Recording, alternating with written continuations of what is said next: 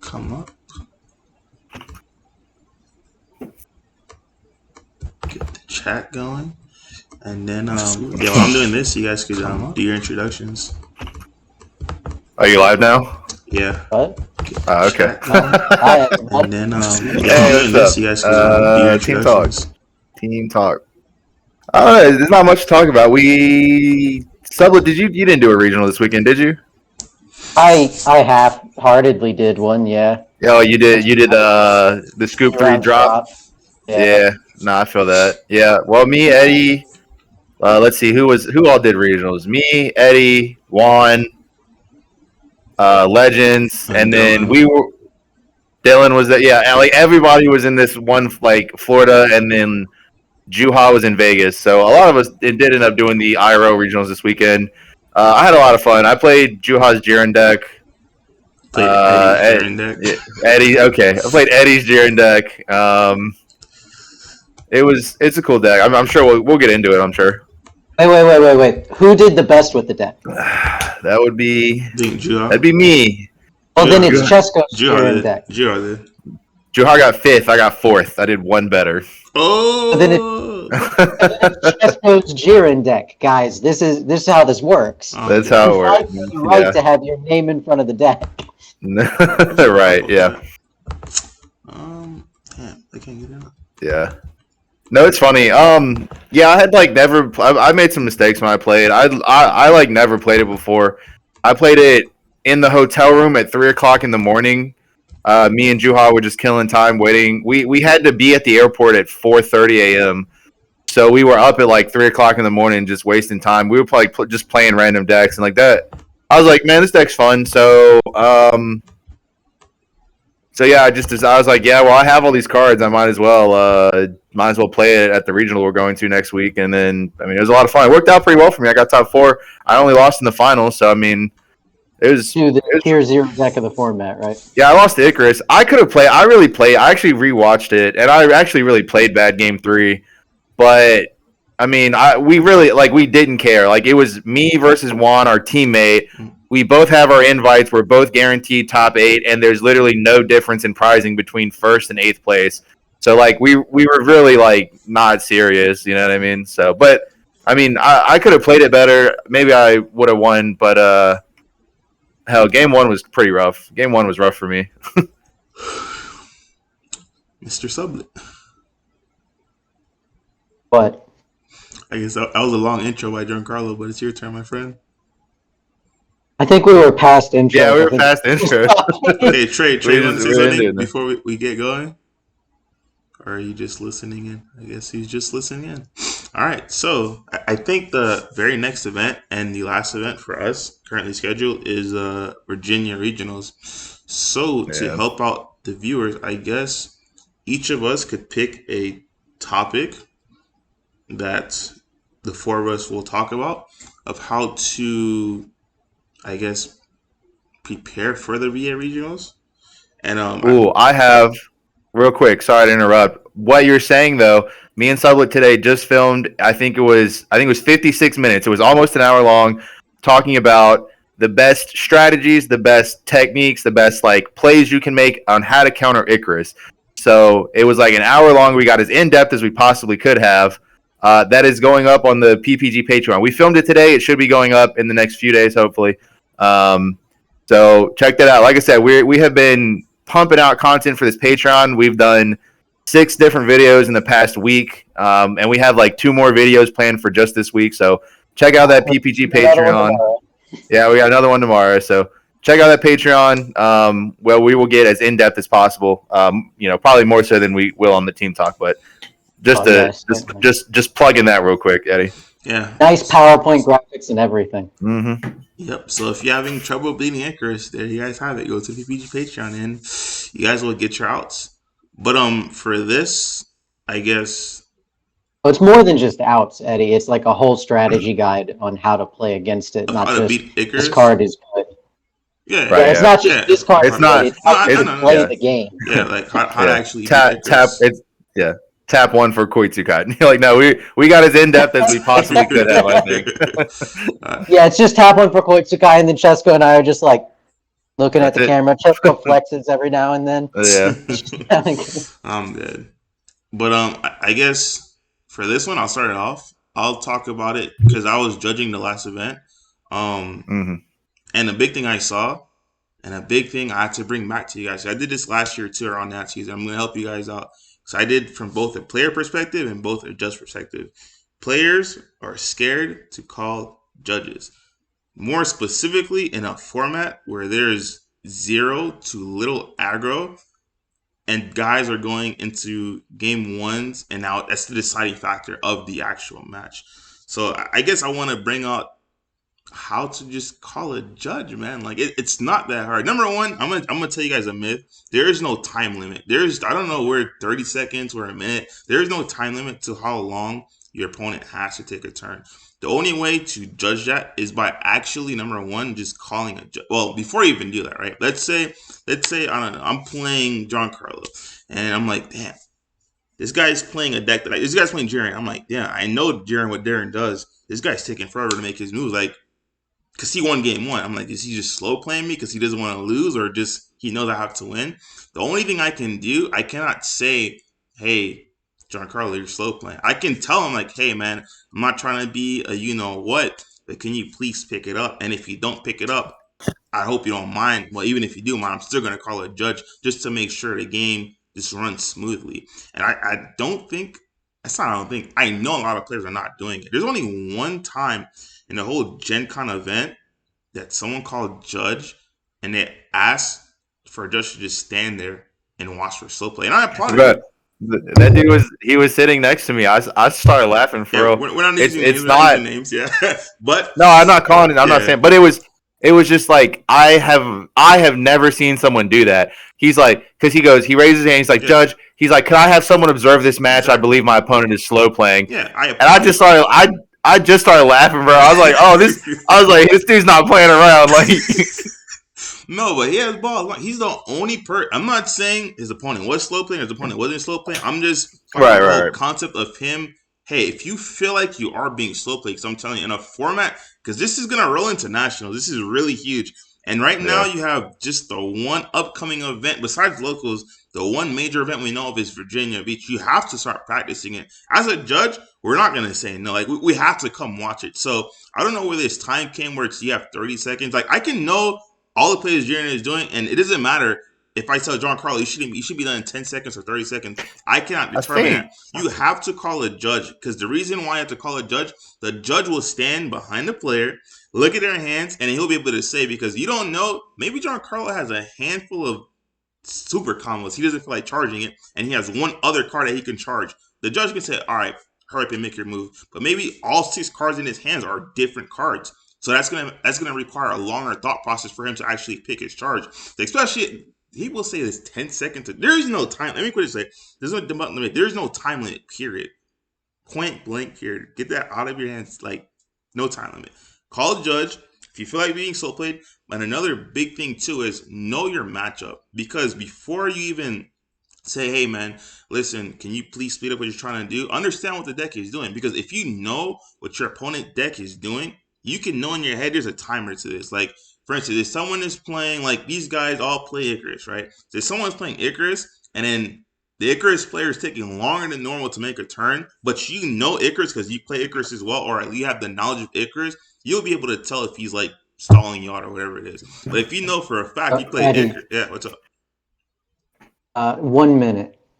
If you take more than 1 minute to make a play, I'm reading the rule book right now. Yeah, I think the 30-second misconception, I'm pretty sure, is from Yu-Gi-Oh!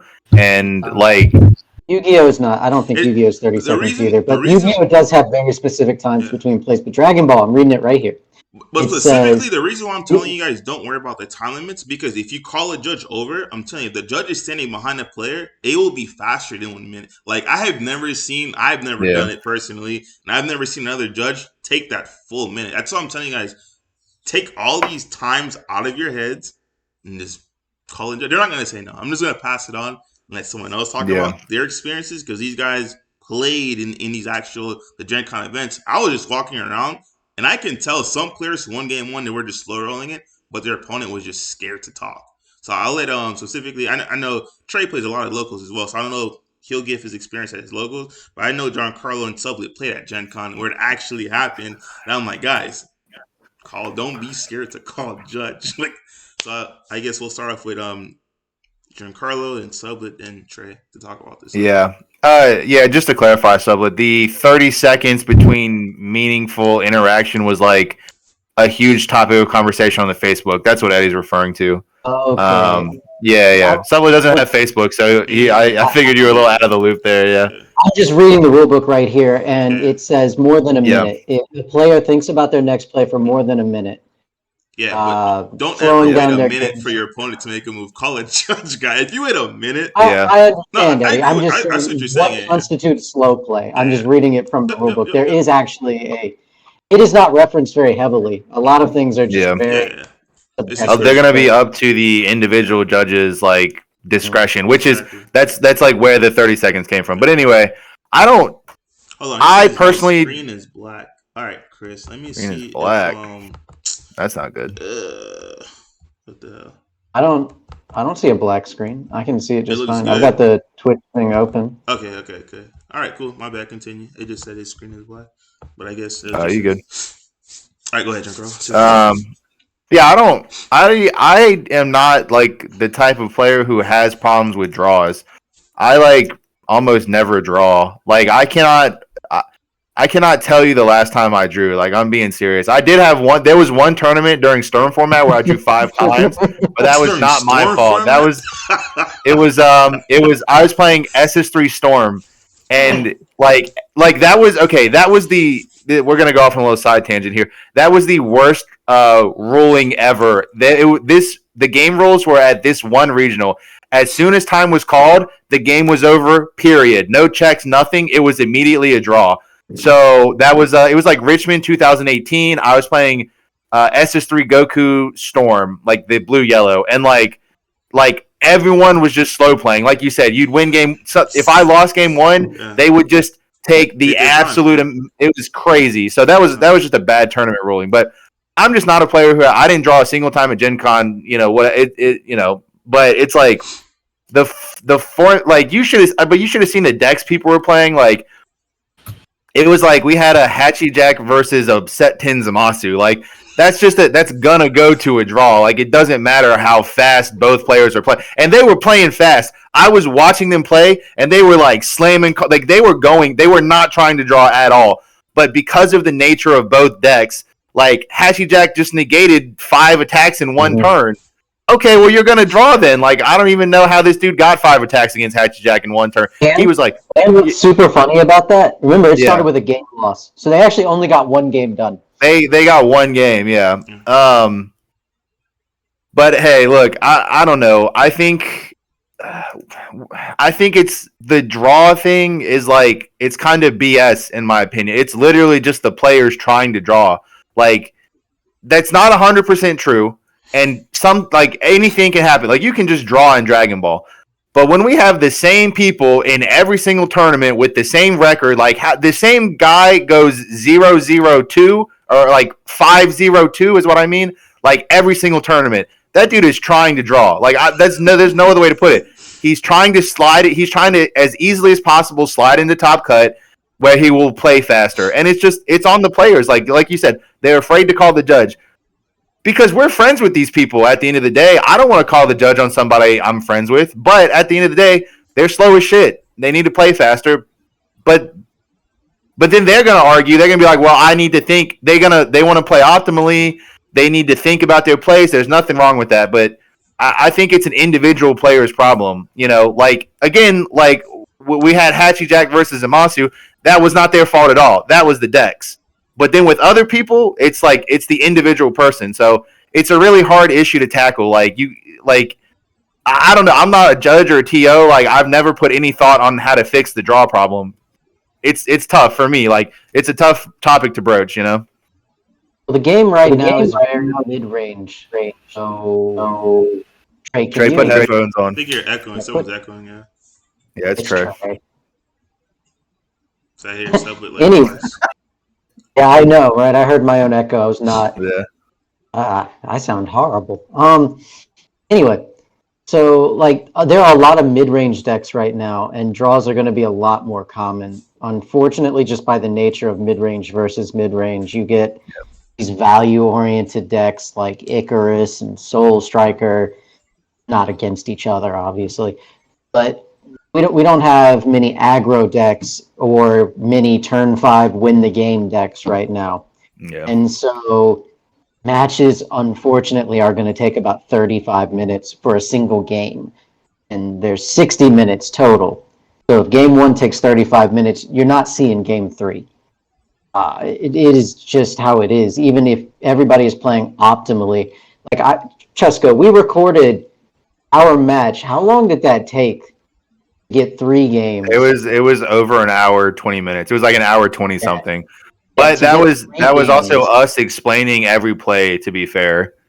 Yeah, it was, but I also advanced a game state violently fast in the one of them, and it still took us an hour and 20 minutes. So yeah, no, it's the nature of the game. It's something to understand. And so right now, because of how decks are, honestly, it's a lot like a best of 1 format in best of 3.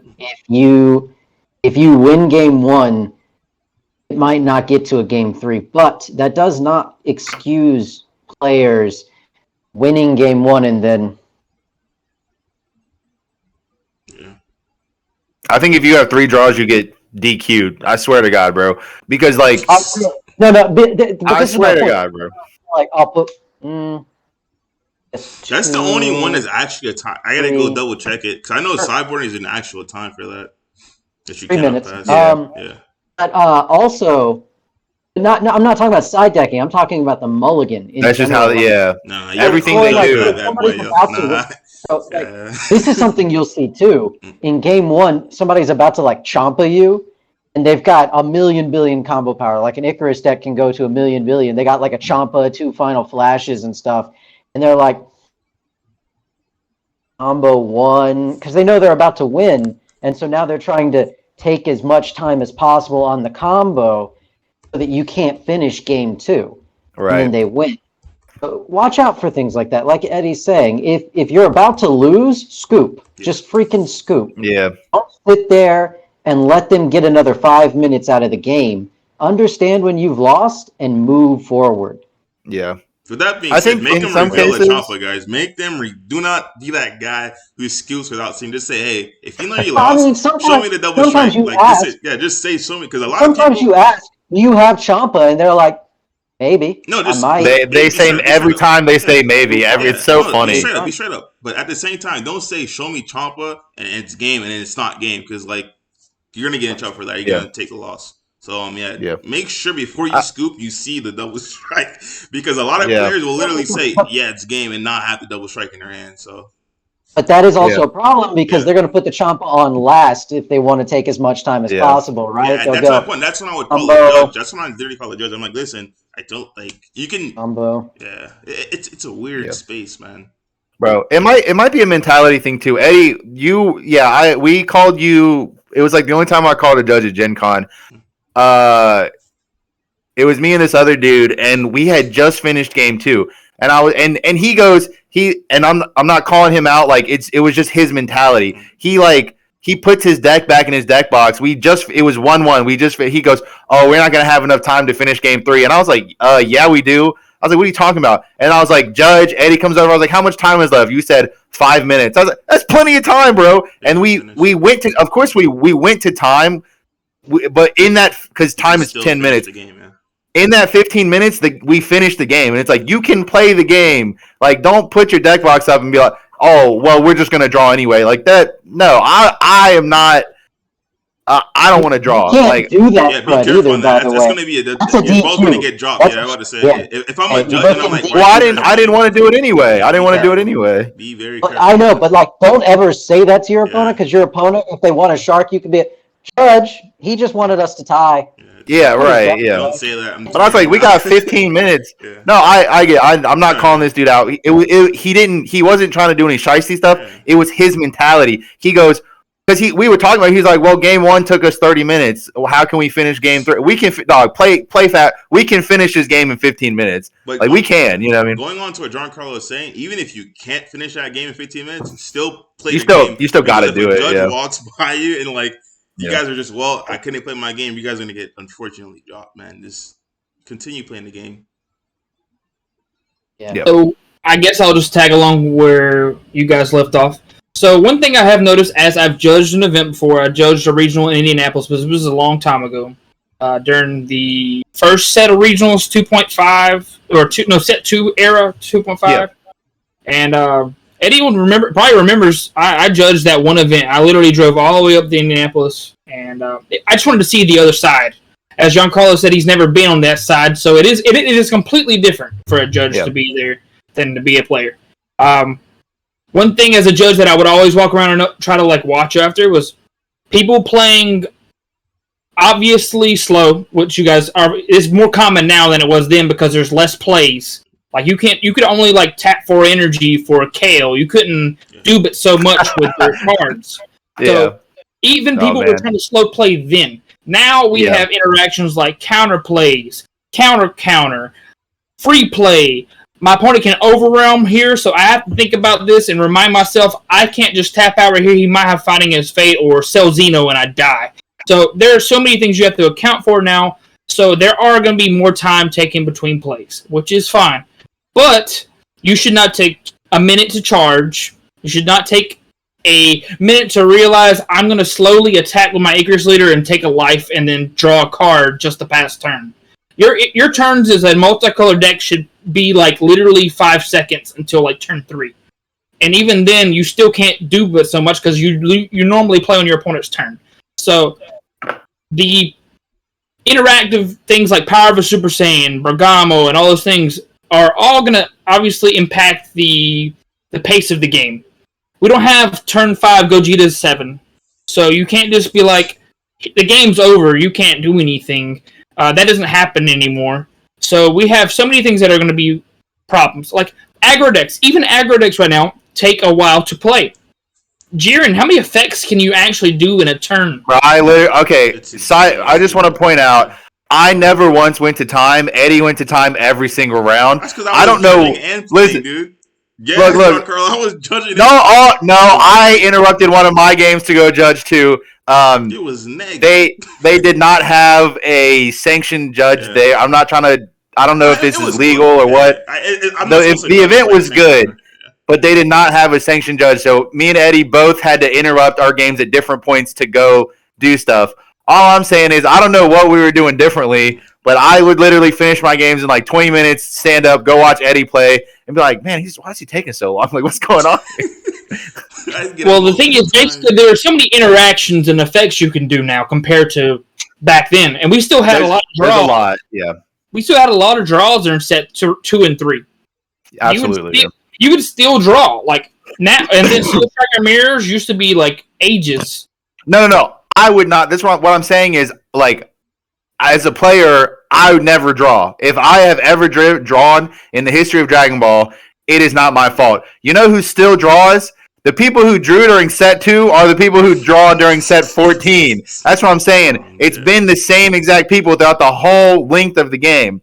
If you get, I'm so serious, man. I think if you get 3 draws, like, you should get DQ'd. And it's not. I don't even like. Listen to me. You are holding up the entire tournament. Like, there was a webcam regional where it was the same exact guy every single time. Like, everybody else would be done, and he would be playing in time. And I don't even know who it was. It was like some random guy. It doesn't matter who it was.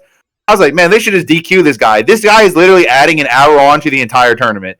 They should just DQ him. I swear, bro. Like, I mean, there's lots of things to take into account when it comes to drawing and people just taking too long and strategically trying to win their match. Like you guys stated, after I won game 1, and it has been 40 minutes in game 1, I, in my mind, as the player who won game 1, know for a fact you cannot kill me in 20 minutes. And I will not allow it. And I will not force myself to play fast. I will not allow you to kill me in 20 minutes. If game 1 took that grindy, there's no way you're killing me in 20 minutes unless you throw the game and I'm just going to kill you in the clapback. It's just how the game's going to be played. And like if we're playing Icarus Mirror, and like I said, our game went to the grind, and we have like 2 cards left in our deck after game one. Yeah, you're right. Like if we 5 minutes game 1. Yeah, because I'm not going to overcommit. I'm not going to run into a Zamasu into my fighting against fate. What I'm saying it's going to be a grind, regardless. You know what I'm saying? If you play against me specifically, we will not draw. And if we do draw, it'll be your fault. Now, here's the thing, right? If we go into game 3 and there's 8 minutes left, 100% that game is guaranteed to be a draw. Nobody's winning a game in 18 minutes, especially when the last 10 minutes of that is actually only 4 turns, right? Like, you know what I'm saying? Like you have to 2-0. You have to 2-0. 5 turns between 2 players, like essentially, or 6 turns. Not between 2 Icarus decks. Not between 2 Icarus decks, yeah. No, like Power of a Super Saiyan in itself stops you from dying early. Like a lot of Icarus is hard to kill. Like that's just a fact. So like 2 Icarus, like if you don't 2-0 in that matchup, it is a guaranteed draw. I couldn't see that like unless both players were purposely playing as fast as possible. If both players were playing at a normal rate, there's just no way. Yes, it's just and if this becomes our Nats format, right? Like say they don't ban anything. And we go in right now with the new cards, which seem like trashy archetypes. They're not good. There's some good SRs. There's some good SRs in the set, but we're not going to go too in detail on that. This will be Icarus format, and if you don't want to play Icarus, you just are going to have to high roll and try to beat me by decking me out, I guess. And then if you can't deck me out because I'm playing 56 cards, you're just going to die. So it's just... To be fair, if you're a blue deck that is not specifically Soul Striker, you can beat Icarus. You just need to know how to play it. Yeah, there's a lot of decks that can just beat Icarus. Cooler is another deck that can just beat Icarus. Not cool. We're not talking. Yeah, definitely not Cooler. I'm gonna veto that one. Not Cooler. Other red decks. Other red decks could beat Icarus. So I don't know about that. Real quick on that note, if you sit down and you see your opponent is playing Icarus. Your opponent is playing a Sin. Your opponent is playing a Hatch. This is when you have to put in your head, before the event even started, you have to understand how those decks function. Because if they're playing decks that naturally, I'm not going to lie, those decks take forever to go. But if you understand how those decks function, off game 1, you should be able to say, okay, cool. Hey, man, turn 1, it's not that much you can do. You're going to charge. You're going to either have if I'm going aggro, you're going to have a power burst up, or you're going to have a freaking Goku in your hand, start to recycle his back boys. Like, once you get the actual feeling of what the deck can do, turns 1 through 4, turns 1 through 5, whatever it may be, that's when you can start putting in your head, tell your opponent, can you please, it's not going to take that long. Like, those decks are going to naturally draw out the game. They're not trying to bring it into that time, but that deck selection itself is telling you, hey, I'm gonna beat you game 1, and you're gonna have to somehow get to game 2. That's just them telling you by sitting down and slapping out a Hatch Shack leader. I'm being straight up with you. So understand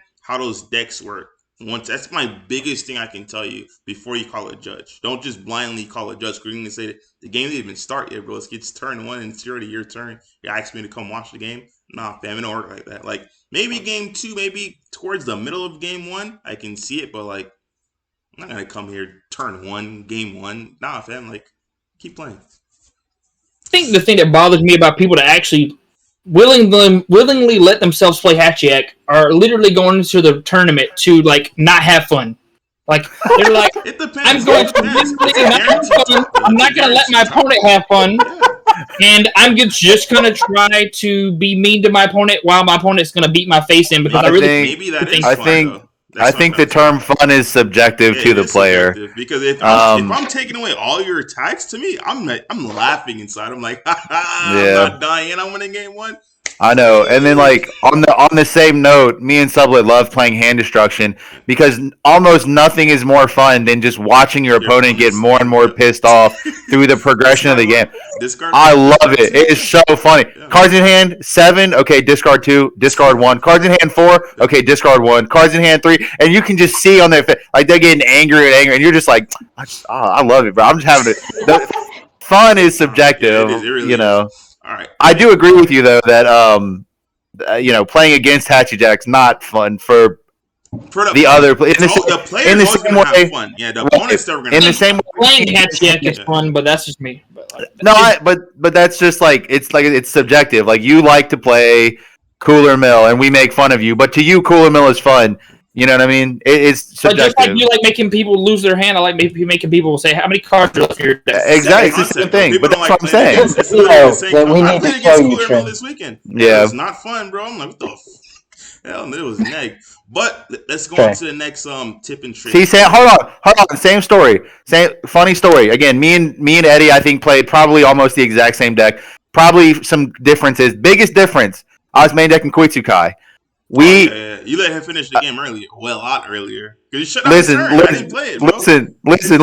I was playing against Cooler Mill. He goes, summon Tyrannical Assault, Mill 3. I go, okay. First card, whatever. Second card, Koitsukai. I go, you lose. And then I play the Koitsukai, and then I win. It was so funny, bro. Like, you get to kill him right then and there. I didn't have it. I'm like, damn, Giancarlo was right, B. Yeah. When I attacked, and I had no, way to stop his stuff coming out, I'm like, yo, this is not going to be I swear, bro, my matchup took me 20... I stood up and there was 35 minutes left on the clock, bro. This shit was so funny. You played all your battle cards. I couldn't. I'm like, what's his main? Yeah, it was great. I can only swing with leader and swing with a freaking 5K combo into it. That's it. Were you main decking Crown? I was, but that's all I had. Yeah. Literally, all I had was draw Crown. Yeah. So it's okay, I have to look at his hand, see the demise coming, and then immediately combo Crown off into Topo to make it just 10-10 and then keep slowly working. It's bad. I found the best thing in the world playing Dragon Ball. I used to think it was double fighting against Fate, but it's actually double Crown. I was playing against round 2. I was playing against Baby, and he passes with 2 energy up. Of course, it's Baby, right? I go summon Crown, look at your hand, take a Gohan, and then I tick up my Topo. At the end of the turn, he plays a 1-drop in rest mode. So I summon the second Crown, take the other Gohan. It was beautiful. Double crowning someone is just so funny. It's a beautiful thing. All right, talk about the next tip and trick. Giancarlo, it's your turn, my friend. Tell you about the next what? Or if you don't have it, we could go to Sublett to help someone. What's the question? Next, what's the question? The question was, it's not really a question, it's a topic of how each one of us could pick a to prepare for nationals? No, for VA, the VA event. Oh, VA, okay, yeah. Icarus is the best deck. It can be nationals, but it's just tournament talks pretty much. Okay, yeah. Okay, so Richmond, Virginia specifically, we know Icarus is the best deck. If you are going to play a deck that loses to Icarus, then do not expect to win. You can top, but don't expect to win. If you want to top, then don't play a deck that auto loses to Icarus. Play a deck that has a good matchup. You know what I mean? Don't play Soul Striker because you're going to lose to Icarus, and then you're going to go... if you play 2 Icarus, then you're X2, and your chances of topping are, drastically lower. So, it is what it is. Someone in the chat said Dark Broly is trash. Changed my mind. We will not. You are actually correct. So, there's no reason to change your mind. We will change your mind, my friend. We will change your mind. What's up, Chad? Oh, is that Chad? It's Chad, yeah. Okay. Well, Chad, you're right. Dark Broly is trash. No, it will 100% change your mind. Especially if Icarus is the deck to beat. No. Cling. Oh, don't say that Dark Broly beats Icarus. Go ahead. No, go ahead. Try on to what Giancarlo was saying. Yeah. What are you saying? I was just be prepared to play against Icarus. You have at least be prepared to play against it. You don't have to beat it, but you have to mentally prepare to know what to do. You know. Yeah, and one wonderful way to know what to do, Chesco. Do you know what that is? The PPG Patreon. The PPG Patreon. Giancarlo and Sublett. How to beat. Yeah. And so you just need to understand. What's up? You just need to understand how a combo step centric deck works. Honestly, just nobody's really adapting their play style to the deck right now, and that's one of the big reasons that it's just dominating. Stop tapping 3 energy for a unison into Zamasu, guys. Please stop doing that. Yeah. Understand when you turn a card sideways, understand the consequences.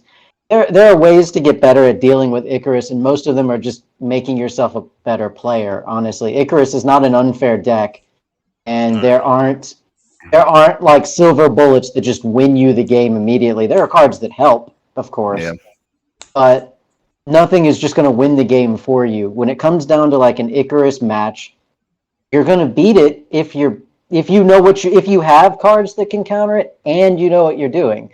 If you just have cards to counter it and you don't know what the heck you're doing, you're still not going to win. I'm sorry, they have 14 cards in hand. Good luck. You have to know what you're doing, and the best way to know is watch people who are good at playing Icarus play Icarus. You don't have to subscribe to the PPG Patreon necessarily. Go on YouTube and watch people play. Pick the deck up for yourself. Sit down and goldfish some hands. Understand when you do something different from a video that you watch, did they make a misplay because they're bad at the game, or did you make a misplay because you're trying to learn the deck? Mm-hmm. These kind of things, like you want to pick this up because you can adjust the play style as you go, and the best way to understand how to beat a deck is to understand how it works. Yeah, that's big. So that's twice. Are you happy? You heard that from myself, and you heard that from Sublett. Pick the deck up, understand how it works. You said what? I said that's twice now. You guys are listening to this. The same advice. Understand how it's a key thing in this, especially this format when it's slower. Yeah. Understand exactly what they can and cannot do, and you're good. Twice. Yeah. Real quick in the chat, this dude said, "What are decks that easily beat Icarus?" Okay, ahead, there's Trey. No deck. Yes, there is. 100% there is. Go ahead, Trey. Okay, anyway. Go ahead, hold on. Trey, this is spoiling your time. You're not going to say it? Oh no, hold on. There are no decks that easily beat Icarus. Yes, in reality, though, there is a type of play style, and there are cards that you need. There are problems you need to address in deck building, and there are issues that you address in your play style that help you play against that deck. That is where you need to fix your mindset. It's not about playing a deck that easily beats it, because that doesn't exist. Okay, so when you do play the deck that Eddie's referring to, which is Cooler, I will say this. Cooler is a cool deck, but it is a deck that I would not recommend to anybody that doesn't know what they're doing, like with you're gonna red-blue. Yeah. It is not very easy to play. You almost auto-die to hand destruction, which is a third of the format. And then you have Blue Ramp, which will just take your hand with Android 17 and not play anything the entire game. And then that card itself puts everything, all the work you just did. I forgot about that. It shuffles the deck. So there are a lot of ways. It doesn't put your own drop area back. I know, but you have 15 cards in hand, and now they're back in deck. You put everything back. Yeah. So you run into that issue of, wow, do I really want to play the deck that quote-unquote counters Icarus and then lose to the other half of the format? And you're high-rolling. Cooler can beat a suboptimal player playing Cell Surge. But I guarantee you, if you sat across the table from Jordan Markle playing Cell Surge and you're playing Cooler, you will lose. Big facts, yeah. So you're not beating Vegeta either. That's what I'm saying. You're going to get Android 17 unless you happen to get lucky enough to mill it. Yeah, you're also not beating Icarus. That's just also a thing that's happening. How are you milling it if there are no battle cards, Trey? You're not milling it. No, some of the cards mill without you having things on board. Yeah. Like, so is a Cooler chance. You're going to rival a Cooler. Mill one, please. 17. Oh, it's in your hand already? Oh, okay, that makes sense. Makes sense. You do have half of your deck in your hand. Yeah, that's unfortunate. Yeah, and there's other issues you run into when you play anti-meta. Like someone keeps mentioning Lord Slug. That deck just gives your opponent a huge hand, which in itself is a problem. There's no way to talk about that, Lord. It has to be the set for Lord Slug. There's no Fudge cakes, do you see Lord Slug? They're talking about set 11 or 12 Slug, then the draw Slug. Give my opponent cards. The deck you outswung. Kumbaya Slug? You guys snap. Now I'm going to give you cards just to lose the game. Deck you out Slug. Nah, y'all Right. snap. Look, hold on. Here's my problem with every anti-meta, every anti-Icarus deck. I literally played Jiren because I built my deck to counter Icarus and I still lost to it. And it's not just because of the play. This is literally the reason why. It's because if my deck is Jiren or Cooler or Janemba Mill or whatever you think, or Dark Broly, Dylan keeps saying Vegito beats Icarus. Let me just explain. I disagree. Okay. The very One of cap those. of the very strongest that your deck can be at its highest level is up here, right? Okay. The very highest that Icarus is ever going to be is up here. Okay. So if the Icarus player gets a relatively bad hand and they're not playing super optimally and their deck starts to drift all the way down to your level, then sure, you might have a decent game against them. But in reality, is that at the highest ceilings, you are never close. Icarus, I'm not bullshitting, Eddie. I played against Icarus versus Dark Broly quite a bit. A long time ago, during maybe set 12 or 13. Don't say it. Do not say it, bro. Before the bans. Don't And it was not that easy, bro. Because they could just flood the board and it's the same thing they do now. 20K, 20K, 20K, 20K. It was I 2-0'd the guy, but it was not an easy matchup. I'm telling you, it was a struggle. So like, if the deck could compete back then now that the Dark Broly deck has been destroyed into the ground, there's no way it could compete. Same thing with Cooler. Cooler's cap is all the way here. The highest Icarus cap is up here. If I'm not playing optimally and I'm drawing bad and you get a couple lucky mills, only at my worst game do you equal me. You know what I mean? There's another thing to consider too, and it's that why would you play a deck that easily beats Icarus unless you're playing Cell Surge, a lot of the decks in our current meta can contend with Icarus. Yeah. Icarus isn't an 80-20 on everything. It's like a 55-45 on everything. Yeah. It's not, you don't go to a tournament with the thought in your head, I'm going to play 6 Icarus today. I'm going to play the You're not, yeah. You're not. You're going to play 2. It's still Dragon Ball. People just play the decks they like. Everything is good. Yeah. So don't get in a mindset of what deck easily beats Icarus. It is not. You want to change how you play against Icarus. It is your play style that will impact that 5% as to whether it's in their favor or your favor. It is completely how you play the game. Like I said, Icarus doesn't have any single broken card. It has a lot of really good ones. Zamasu is crazy, but if you don't play into Zamasu, Zamasu's not crazy. It doesn't do anything. Very true. Bojack is really good, but if they have to arrival it on their own turn 3, it's not that amazing. Raiders Warcry, if it costs 2 energy on their turn, it's not as scary. If their Unison has to -3 to kill 1 or 2 cards, it's not that special.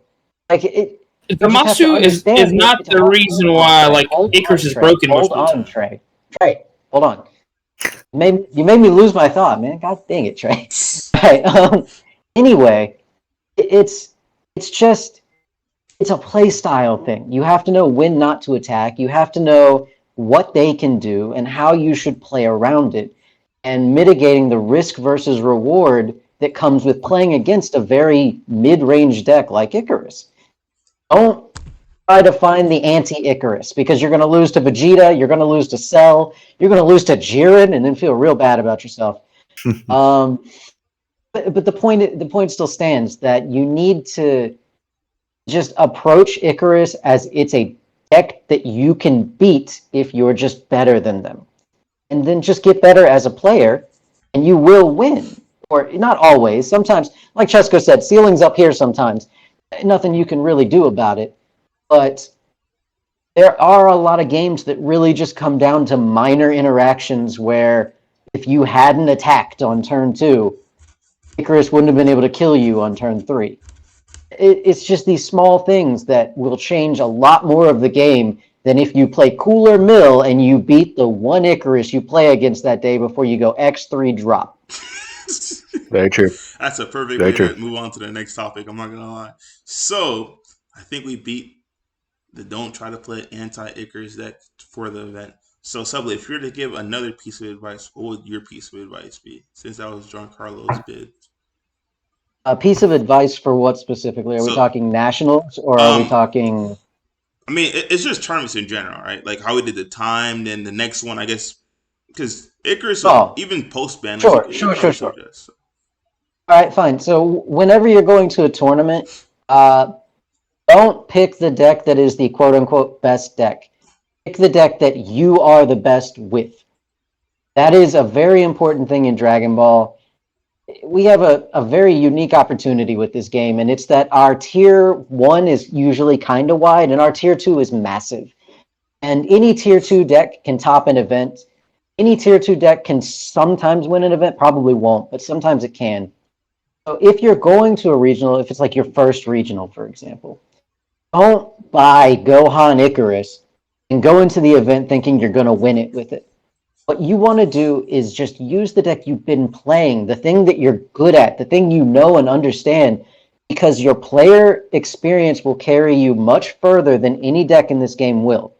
There's no deck in this game. You cannot throw enough money at this game to get yourself a win. There's a reason players like Daehan win every single freaking regional that we see. He really does. That shit is crazy. He's just a good player. Player skill means more in this game than most of the cards in your deck. I don't care how much money you throw at a deck. If you don't know how to use it, you're not winning. And that's just how it works.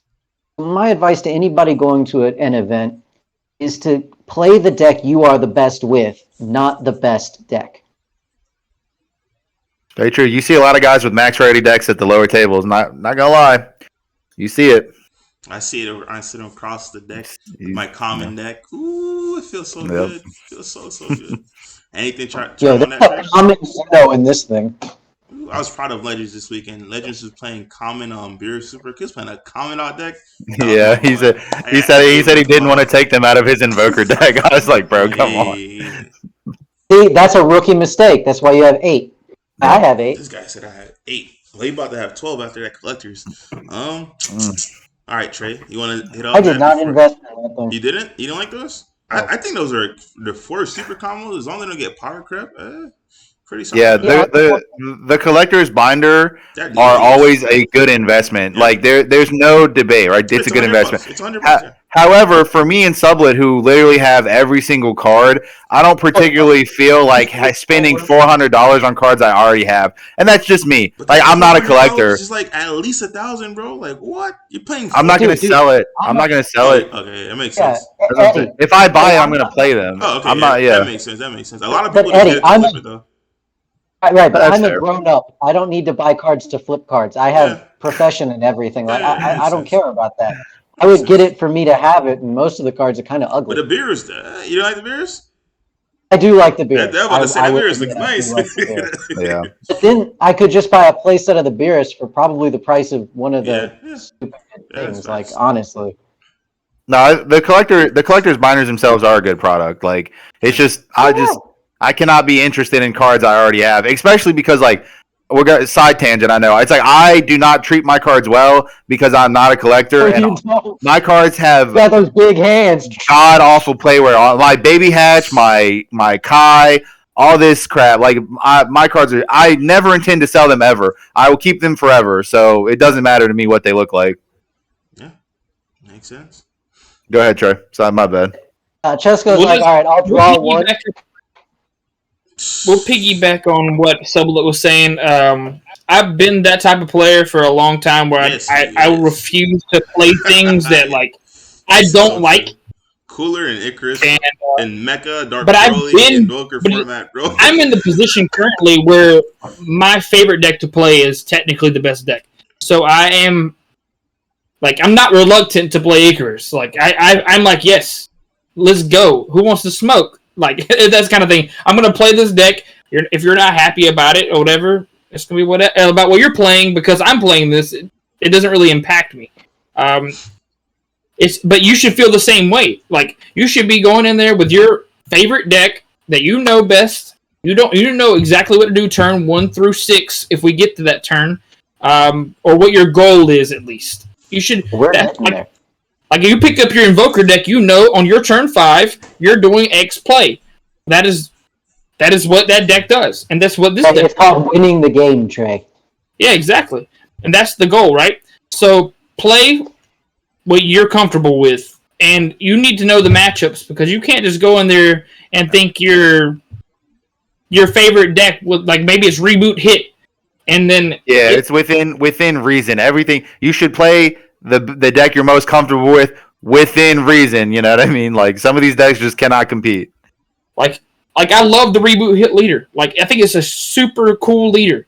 I was like excited and wanted to play it in tournament, and then I played it myself, and I was like, this deck, this is do enough. So I just won't waste my Saturday playing reboot hit. But just a bit of an aside on that one though. Not everybody goes to a regional to win the regional. If reboot hits the deck you're the best with, and you've never played in a regional before, it's okay. Go for the fun of it and the experience. Yeah, of course. Not everything has to be winning either. I usually you don't necessarily need to down reboot hit. It's not as bad as Cooler. Top place, but even then, when you don't top place and you had fun and you did better than what you expected to, then that's still a win in most people's books. Yeah, well, it's like I said today if there were more online regionals, I'm gonna play Krillin, Stormfist Krillin in one. You know what I mean? It's like if you're having fun, that's what matters. Yeah, exactly. Like sometimes you just play for fun, and it's like you don't always have to win. It doesn't matter. Like I said, if Icarus technically wasn't the best deck right now, I would still probably be playing it. Yeah. Which is an interesting note. Everybody make note. Invest in your... Put the Dark Broly away, Eddie. Nobody cares. Invest in your Cooler cards. In about a year, if what we've seen from Trey before, yes, Cooler's gonna be the best deck, baby. Trey, can you strike gold twice, Trey? Was he right again? Dude, I knew that deck was just going to be... No, don't. I don't know. Trey, I will roast the hell out of you, bro. Do not try to take credit for this Icarus deck. I will roast the hell out of you right now. Bro, I'm telling you, I've been telling you it was good for a long time. Listen to me. But it wasn't. Mecha Frieza was so much better. It's good now. Trey, you were right. I'll slap it. I'm gonna slap it on that. Trey, you were right. Icarus was good when this was the man. You snapped. I didn't say it was good. What do you mean? No, not on Trey. Like it wasn't happening. Oh, yeah. Mecha was infinite. First of all, I don't even call it Icarus. Honestly speaking, I call it Mecha, bro. It's not it. It's Mecha. It is. It's not Mecha, though. Huh? No, but Mecha did everything way better. It's like a watered down Mecha. Like that's why I personally think it's a problem. The Bojack 7 is annoying now. I'm not gonna say the Bojack 7. I don't care about the monster. It's just a 20k battle card. You were playing 30ks for free. Hold on. My 30k didn't untap, guys. Like I said, in my opinion, it's not broken. But hold on, listen. We cannot compare cards to Dark Broly cards. They've already been addressed. In reality, in this current level of the meta, the Bojack is one of the best cards. You put one of the best cards in a deck with other cards that are also some of the best cards, like Zamasu, counterplay. The level of your deck is just very high. The ban list is irrelevant. Like it doesn't matter. We have no idea what could possibly get hit. We probably shouldn't Trey. I'm trying not to trigger Trey right now. We have been triggering Trey in the group chat like every single day. Trey right now, that Bojack 7 is on. That guy is. Actually, no. But here's the thing. Have that bad boy at 1, Trey. Just for you. I don't think the deck will get hit at all. And if it gets hit, it'll be very minor. And I think I legitimately don't think that the deck will get hit at all. I think Bandai's going to let us roll into Nats with like the same decks because why nobody wants to play set 15 decks at nationals. Like nobody is going to want to play that shit. And so Bandai's going to let us roll into the now I could be wrong. What I'm saying is like there's no way for us to know, especially right now, you know what I mean? So I think that all right. Bandai isn't the best with the competitive ear to the ground kind of thing. Mm-hmm. Generally speaking, the safest play would be to have a very minor ban list to make slight adjustments for nationals. Nothing like the emergency ban list we saw that changed everything because nationals is 2 goddamn weeks away from a set release and a ban list. That is... Unless the ban list comes out early. No. Even then, it doesn't matter. If you have less than a month to prepare, that is not Good enough. We are going to get that ban list October. Whenever the set drops is when we're going to get it. Well, maybe a week before. October 29th, I believe, is what the day we'll probably get the ban list. We usually get it about a week before the sneak peek.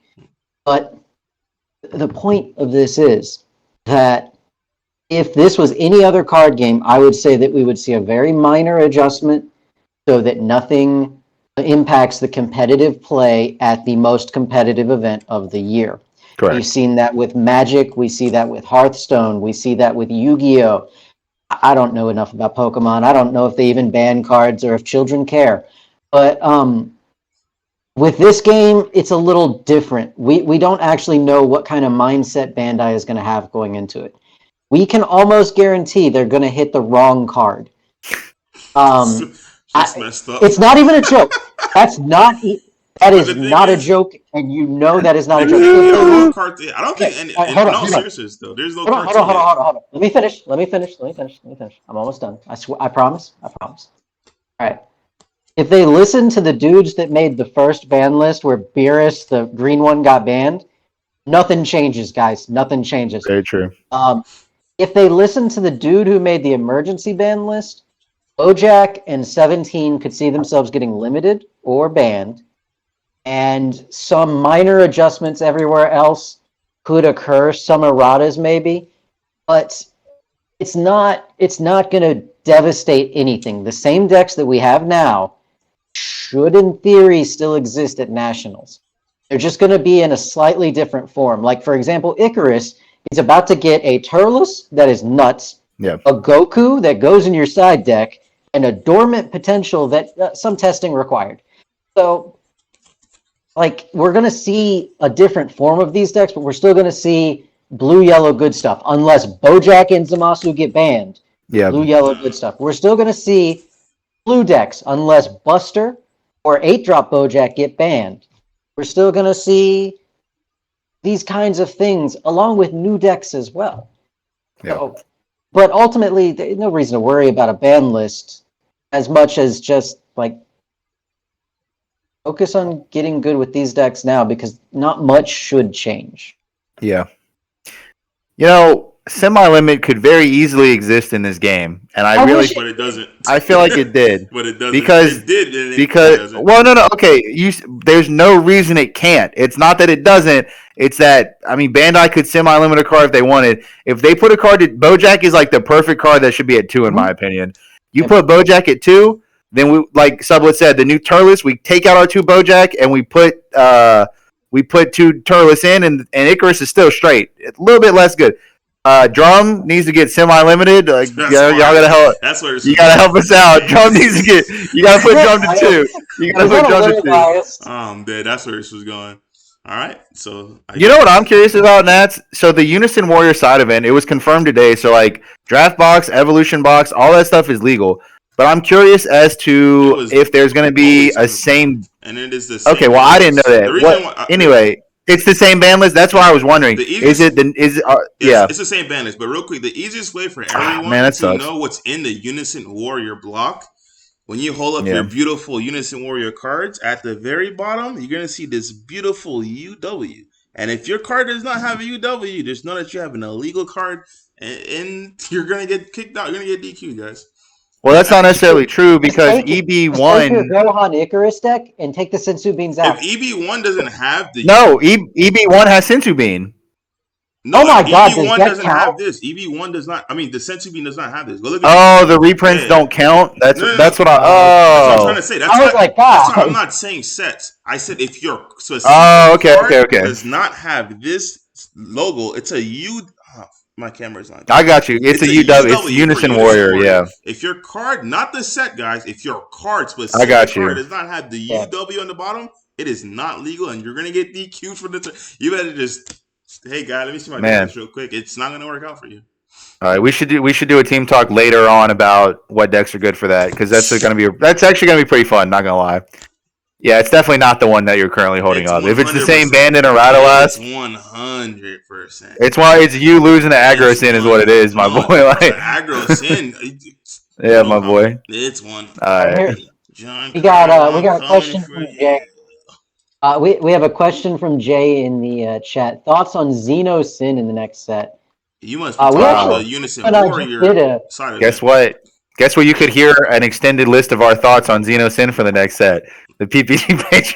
No, I'm kidding. No, in all seriousness, though, you can't really. No, in all seriousness, listen. Pause. In all seriousness, though, if you guys doing a Patreon, don't not talk about it. George is really serious about that. Don't even discuss it. I'm not even trolling you. Like, if you do what? If you did a Patreon video talking about sin, do not talk about it right now because George does not play about crossing Patreon.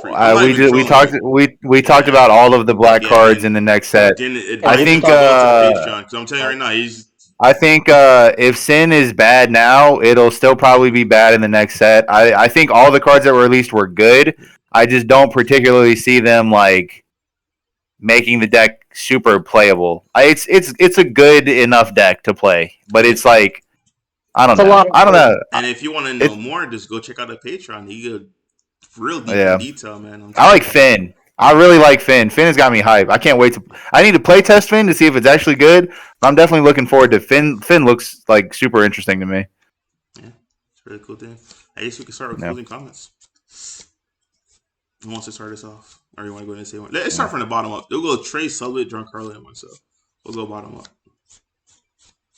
The thing I do want to close this on is the upcoming tournaments we have to look forward to. The only ones that really technically we need to all be focusing on is preparing ourselves for our the way we move as a player at nationals. Because first of all, we already discussed the long time, the amount of time it takes to play a game currently. If we are taking our time table shuffling our cards and side decking for 20 minutes because we just magically played against this random deck from set 5 that just happens to be at table 10 when I'm at table 10, and I'm like, oh, what cards do I side in this matchup? And I wasted 2 minutes of my monster right there. That's what Trey's talking about. Yeah. That's what I'm saying. A random deck that you just weren't prepared for, and you just wasted 10 minutes between siding, shuffling up for 2 games, and letting your opponent cut, and you cut their deck, and you got to rely on your opponent playing fast. So you have to be prepared mentally on how you play. Like, play faster, shuffle faster, present cuts faster, do all the things in a timely manner. If not, you're going to end up drawing a lot, and Giancarlo will probably want to get you out of here and get you DQ'd. He'll walk up to you. You got 3 draws, get out of here. You're holding up everyone. You are just holding up the whole tournament, man. You gotta get out of here. Giancarlo's going to kick you out of the tournament himself. Sure. Giancarlo, if I hear Judge warning 3 times for slow play, I'm giving you a warning, man. Absolutely not, bro. It could never happen. I know you're right.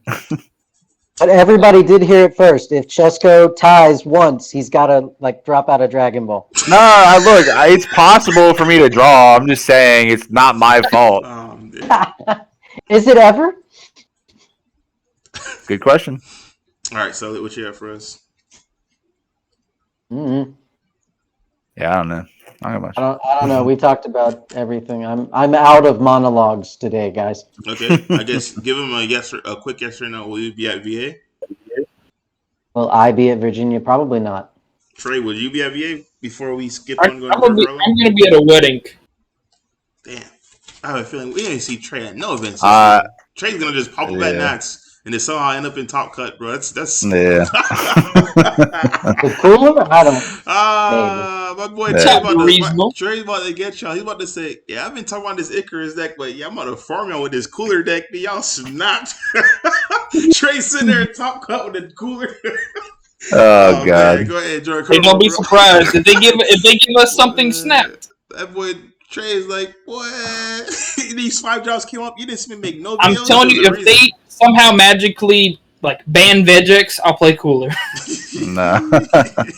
That is your worst fear. Yeah, really. That shouldn't be a fear, my friend. I think Vegex popped up in 2 tournament results. Yeah. Thanks for watching. Yeah, I would like to do a what's it called? We should talk about the Unison Warrior block sometimes because that's really interesting.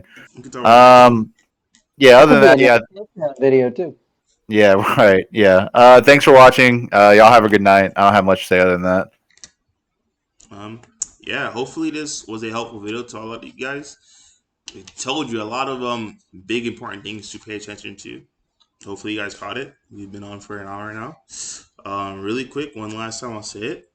If your card does not have a UW at the bottom of it, it's not part of the Unison Warrior series. And if you're playing a Unison Warrior series and your leader does not look like this, just drop. That's all I'm gonna say. We're gonna end it like that, boys. Okay. Have a good one, guys. Peace.